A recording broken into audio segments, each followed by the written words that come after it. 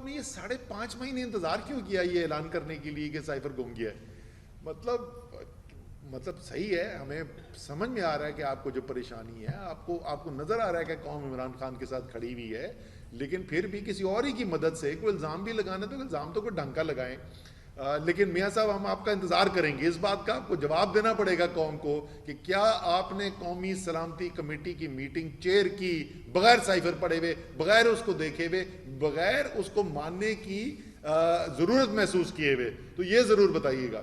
کو دیکھیے، جہاں آپ دیکھیں گے آپ کی نظر رک جائے گی۔ جانے سے پہلے میں میاں صاحب آپ سے ایک اور سوال بھی پوچھنا چاہتا ہوں کہ وہ جو آڈیو لیک ہے جس کے اندر آپ یہ مریم کو کہہ رہے ہیں کہ جج کے خلاف کیس بنانا بڑا ضروری ہے ڈار صاحب کے آنے سے پہلے تاکہ اس کو مینج کیا جائے، اور مریم آپ کو کہتی ہیں کہ نہیں انکل ان کو منانا چاہیے، تو آپ نے یہ کیس مینج کرنے کے لیے ان کے خلاف کو کیس بنایا تھا یا آپ نے منانے کی کوشش کی تھی؟ یہ بھی ذرا قوم کو بتا دیں، کیونکہ اتنی سارا پاکستان اس آڈیو کو سن چکا ہے، بڑا تجسس ہے لوگوں کو کہ آپ نے ان دونوں میں سے کون سا راستہ اختیار کرنے کی کوشش کی۔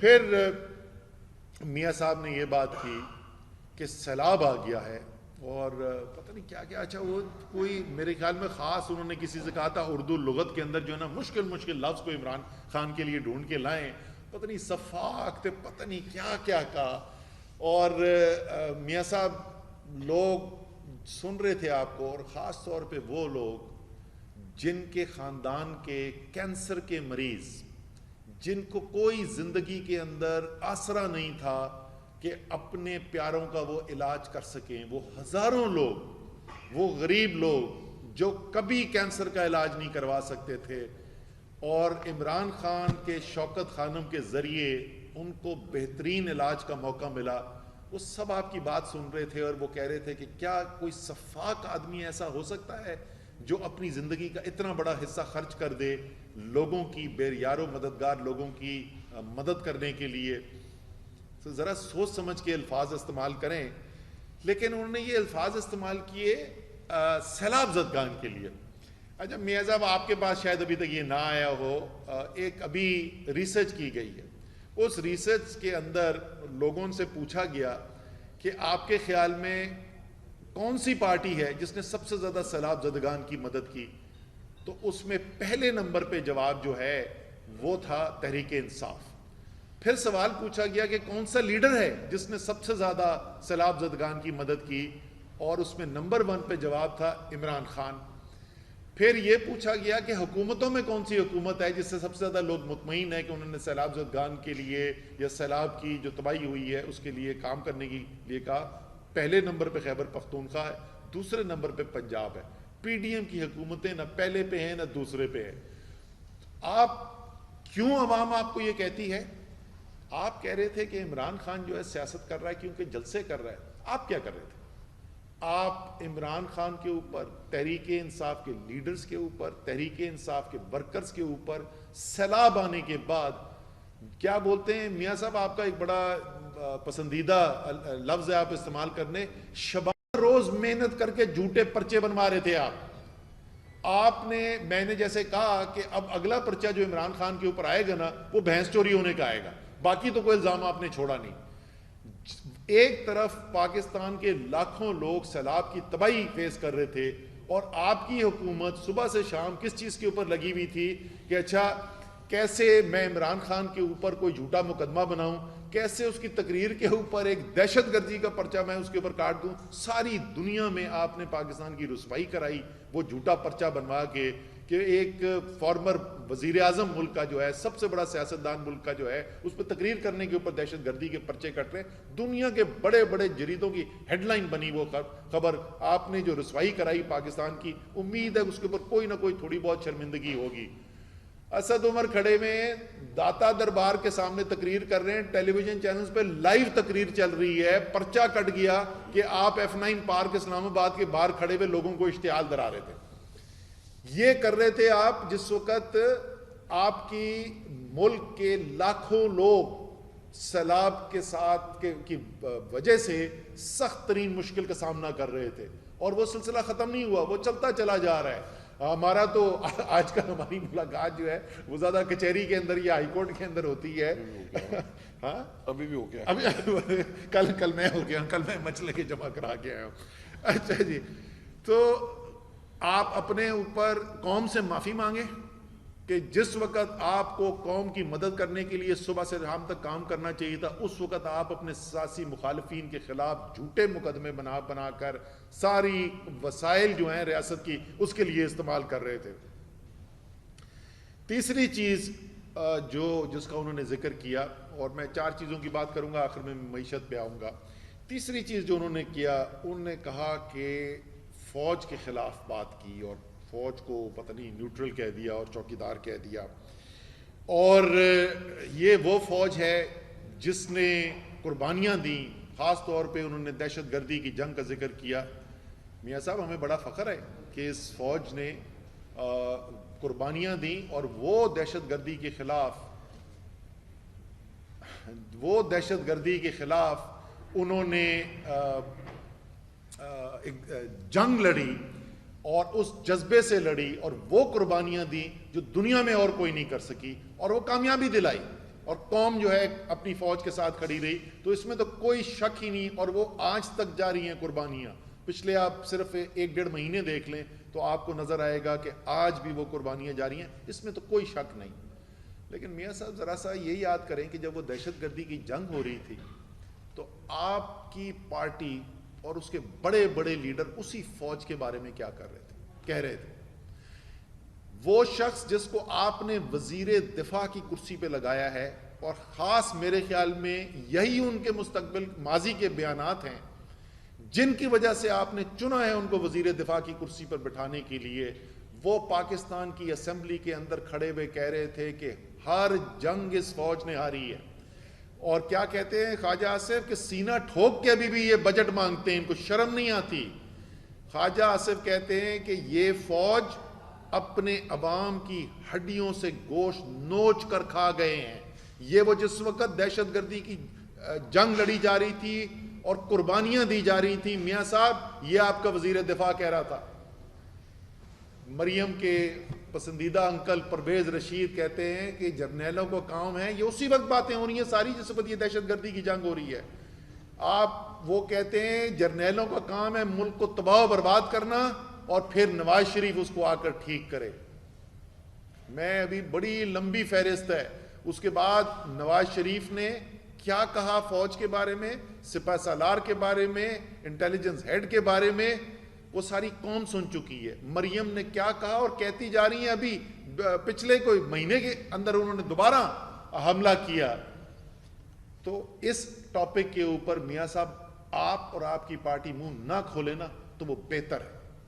آئندہ جو ہے اس پر بات کرنے سے احتیاط کریں, کیونکہ آپ کا دامن داغ ہے اس ٹاپک کے اوپر.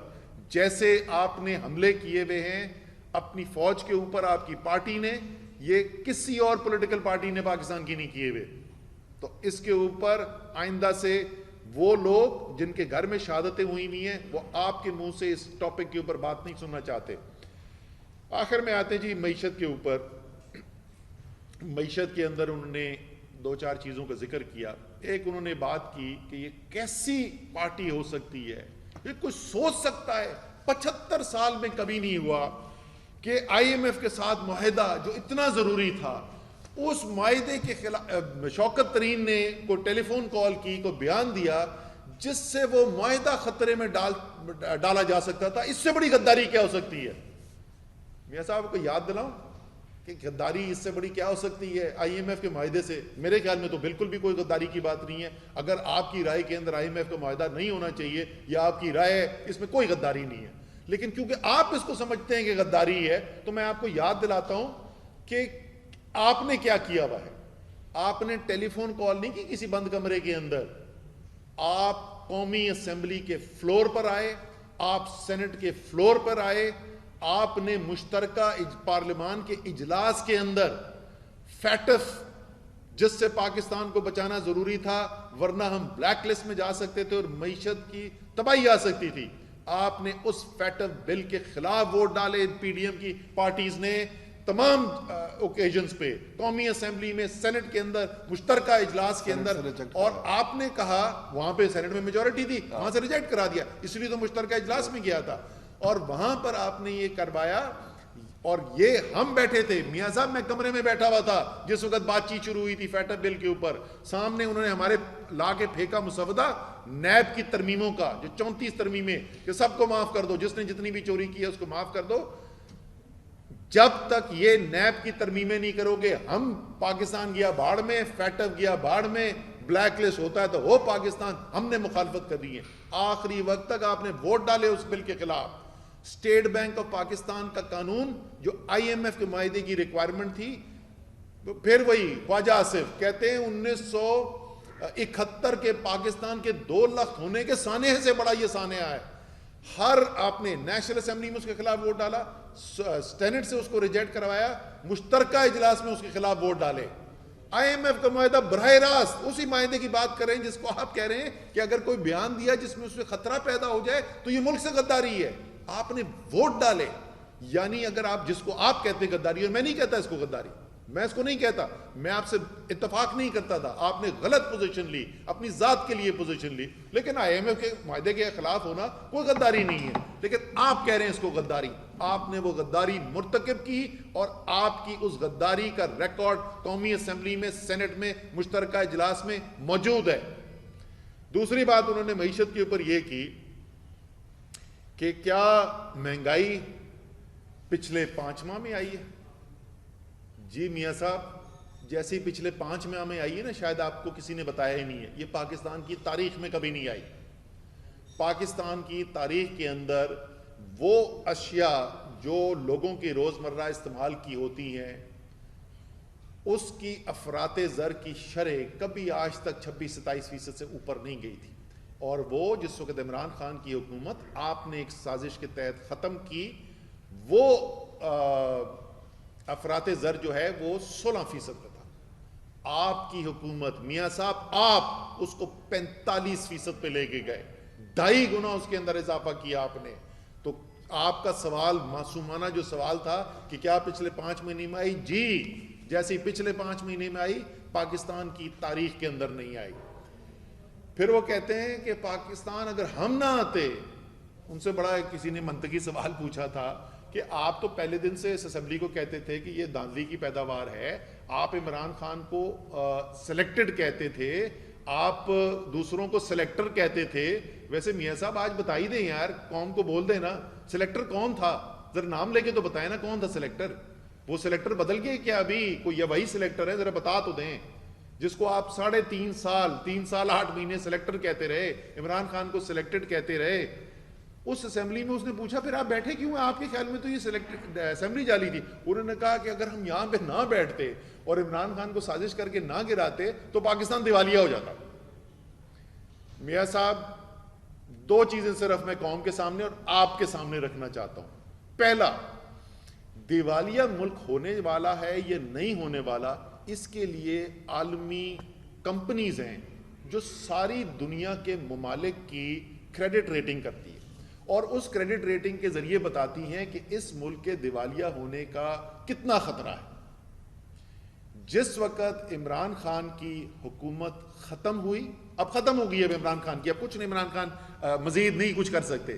جب حکومت ختم ہوئی تو موڈیز کی ریٹنگ جو تھی ہماری وہ B3 تھی، اور ہماری اس کے ساتھ سٹیبل، یعنی ایک ایسی کہ جس کے اندر خطرہ کوئی نہیں ہے، ایسی آؤٹ لک تھی. آپ کی حکومت آنے کے بعد چند ماہ کے بعد موڈیز نے پہلے وہ جو سٹیبل آؤٹ لک تھی، یعنی آگے کوئی خطرہ نظر نہیں آ رہا، اس کو بدل کے پہلے منفی کیا. آپ کی ہماری B3 سٹیبل سے B3 نیگیٹو آؤٹ لک ہوئی، اور کل انہوں نے اعلان کیا کہ پاکستان کی کریڈٹ ریٹنگ کو ڈاؤن گریڈ کیا جا رہا ہے، B3 سے گرا کے CAA3 پہ لے آیا جا رہا ہے. یعنی آپ کے دیوالیہ ہونے کا خطرہ پہلے سے بہت زیادہ بڑھ گیا ہے. یہ تحریک انصاف نے نہیں کہا، یہ کسی پاکستان کی ایجنسی نے نہیں کہا، یہ وہ عالمی ایجنسی ہے جسے ساری دنیا کریڈٹ ریٹنگ کراتی ہے. وہ اعداد و شمار دے کے بتا رہے ہیں کہ میاں صاحب آپ نے دیوالیہ ہونے سے بچایا نہیں پاکستان کو، وہ پاکستان جس کا دیوالیہ ہونے کا کوئی خطرہ نہیں تھا, اس کو آپ دیوالیہ ہونے کے دانے پر لے کر آ گئے ہیں. دوسری چیز, چلے میں چھوڑ دیتا ہوں, بہت ٹیکنیکل ہے, میں چھوڑ دیتا ہوں, لیکن جو چند لوگ جو ہیں جو سمجھتے ہیں کریڈٹ ڈیفالٹ سواپ کو وہ ریٹ ہوتا ہے کہ کتنا خطرہ ہے, اور وہ عمران خان کی حکومت ختم ہونے سے پہلے, عدم اعتماد کی تحریک آنے سے پہلے 5% پہ صرف ہوتا تھا, آج وہ 22% کے اوپر پہنچ چکا ہے, 4.5 گنا اس کے اندر اضافہ ہو چکا ہے. تو میاں صاحب آپ پاکستان کو دیوالیہ کر رہے ہیں. آخر میں صرف میں 2 باتیں کروں گا. پہلی بات تو جو آڈیو لیکس کی انہوں نے بات کی اور انہوں نے کہا کہ یہ تحقیقات ہونی چاہیے, بہت بڑی سازش ہے.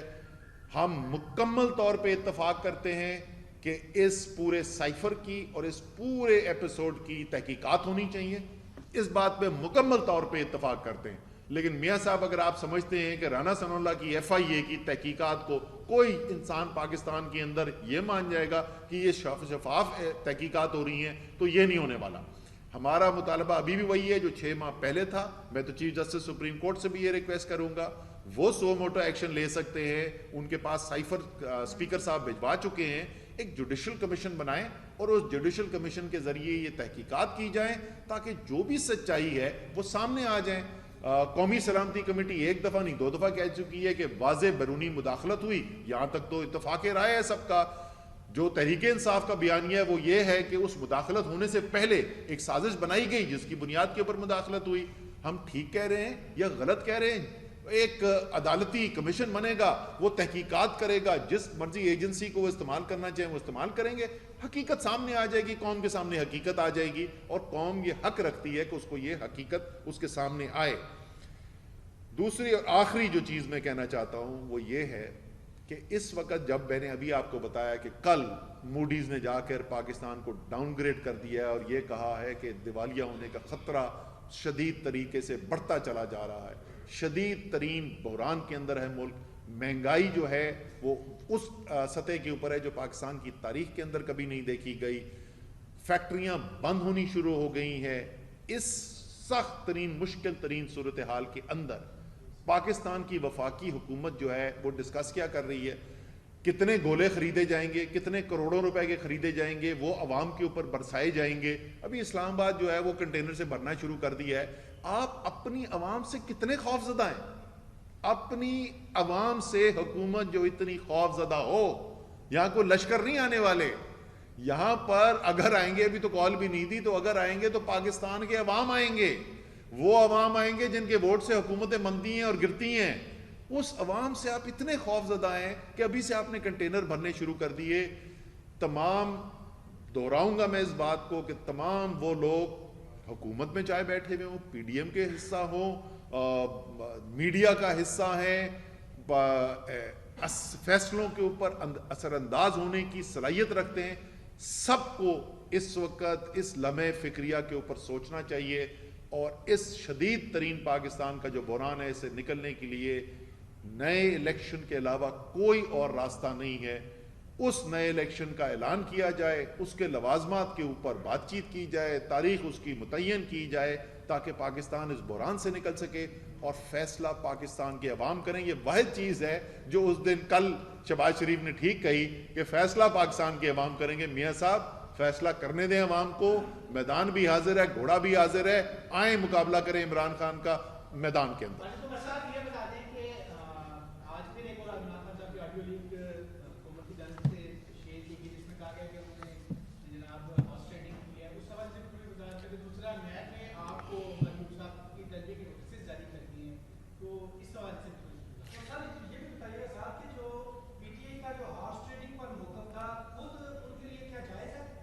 اچھا, پہلی بات تو یہ کہ جو آڈیو آئی ہے اس کی چیپیاں جو جوڑی گئی ہیں وہ چیپیاں بھی اتنی بری طریقے سے جوڑی گئی ہیں تو آپ کو بالکل ڈسٹنکٹلی آپ کو سنائی دیتا ہے کہ کہاں پہ آواز بدل رہی ہے.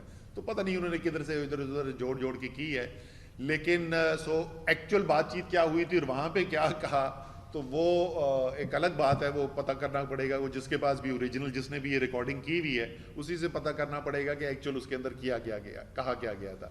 لیکن 1 منٹ کے لیے میں بالفرض محال یہ مان لوں کہ وہ درست بات ہے, تو مجھے یہ بتائیں کہ اگر وہ خریدے ہوئے تھے بندے تو وہ گئے کدھر؟ اگر وہ ہارس ٹریڈنگ ہوئی تھی تو ووٹ ڈالنے کے بعد آئے کیوں نہیں, وہ گئے کدھر؟ یہ بکواس بات ہے بالکل. جی نیب والا جو ہے, نیب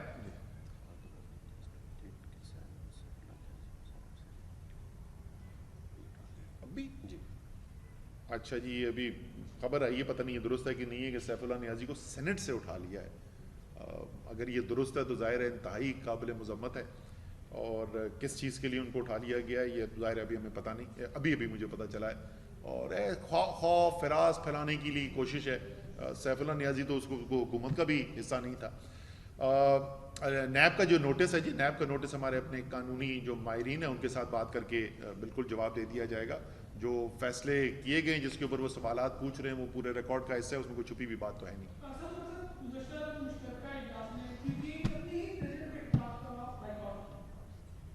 دیکھیں وہ تو اسمبلی کے اندر ہم جان ہی رہے ہیں, تو صدر صاحب کا خطاب کا بائیکاٹ نہیں تھا, وہ اسمبلی کا بائیکاٹ ہے جو اسمبلی کا بائیکاٹ جاری رہا.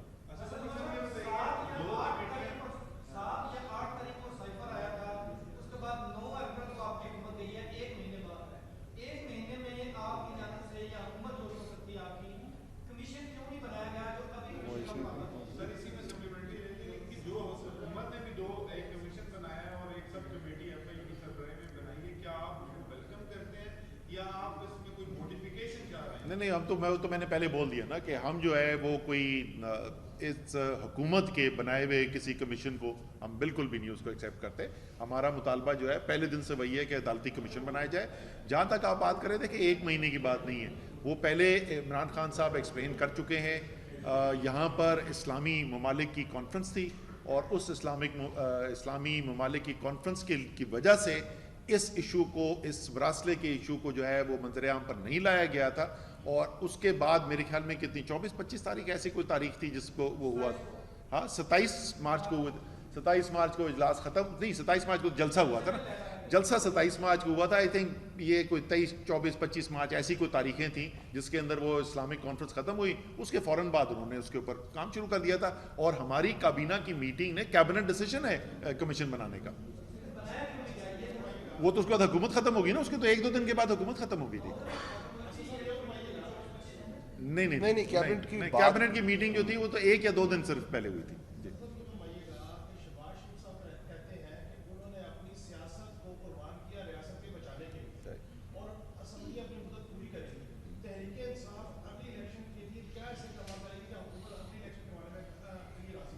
اچھا یہ تو میں نے آپ کو بڑے تفصیل سے بتا دی نا, جس کو وہ کہتے ہیں کہ ریاست کو بچانے کے لیے, اور ریاست کو بچانے کے یہ کہتے ہیں نا ڈیفالٹ سے بتا دیا. میں نے آپ کو بتایا ہے, اپنے ذاتی رائے نہیں دی, میں نے آپ کو عالمی ایجنسی کی جو ساری دنیا کی کریڈٹ ریٹنگ کرتی ہے اس کی میں نے آپ کو ٹھوس نمبر ڈیٹا دے کے بتایا ہے کہ جس وقت تک عمران خان تھے تو دیوالیہ ہونے کا خطرہ نہیں تھا, اور دیوالیہ ہونے کا خطرہ تو اب پیدا ہوا ہے. تو وہ تو بالکل ان کا جو بے معنی ان کا وہ ہے کلیم ہے, اس میں تو کوئی جان نہیں ہے. باقی کیا کریں, آئین اور قانون کے اندر رہتے ہوئے عمران خان نے پوری جدوجہد کی ہے, آگے بھی آئین اور قانون کے اندر رہتے ہوئے جو بھی وہ کر سکتے ہیں. ملک کو جو تباہی کس کی طرف جا رہا ہے اور جس طریقے سے دلدل کے اندر معیشت پستی جا رہی ہے, اس سے بچانے کے لیے جو بھی کیا جا سکتا ہے, اس میں کوئی شک نہیں ہونا چاہیے کہ عمران خان نے وہ کرنا ہے, اور قوم ان کے ساتھ کھڑی ہے. عمران خان نے جو بھی فیصلہ کرنا ہے قوم ساتھ کھڑی رہے گی.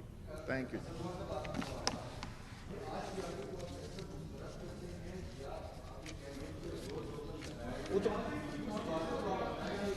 نہیں بالکل واضح ہے. میں تو بول رہا ہوں نا, اس کے اندر چیپیاں لگی ہوئی تو صاف نظر آپ آواز تو سنیں اس کی, بالکل بدل جاتی ہے وہ بیچ میں. نہیں میں یہ کہہ رہا ہوں کہ انہوں نے مختلف چیزیں جوڑ کے 2 لفظ ادھر سے اٹھائے, 4 لفظ ادھر سے اٹھائے اور اس کو جوڑ دیا. گفتگو تو ظاہر ہوگی, گفتگو تو ہوگی, لیکن مجھے بتاؤ کہ وہ گفتگو جو ہے جس کے اندر میں نے پہلے جملے میں ایک بات کی, 5ویں جملے میں میں بالکل مختلف ایک بات کر رہا تھا, آپ نے 2 لفظ ادھر سے اٹھائے, 2 لفظ ادھر سے اٹھائے, تو گفتگو جو آپ کو سنائی دے رہی ہے وہ گفتگو نہیں ہوئی, کوئی گفتگو ہوئی. کس چیز کے جی؟ دیکھیں ہم تو آپ کو کب سے بول رہے ہیں, ملک جو ہے آپ انتشار کی طرف لے جا رہے ہیں. ملک جو ہے وہ مشکل سے مشکل ترین حالات کی طرف جاتا چلا جا رہا ہے. آپ اس بحران کی شدت میں اضافہ کر کے ملک کے ساتھ بہت بڑا ظلم کر رہے ہیں. تو حکومت اور کس کو؟